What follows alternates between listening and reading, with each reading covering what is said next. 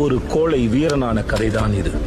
மனதில் விதைத்த வார்த்தை நினைவிருக்கும், மண்ணில் எங்கும் முற்கள் நிறைந்திருக்கும். வாழவும் தெரியாத சாகவும் தெரியாத கோழை அவன்.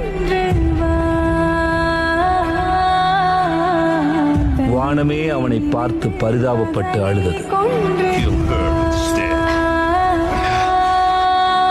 ஆனால் கோழைக்கு தெரியவில்லை, இன்றே அவனது கடைசி நாள் என்று.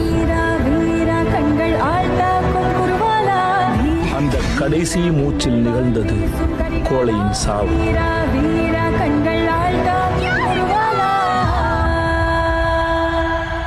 கோழை இறந்து வீரன் உயிர்த்தெழுந்தான்.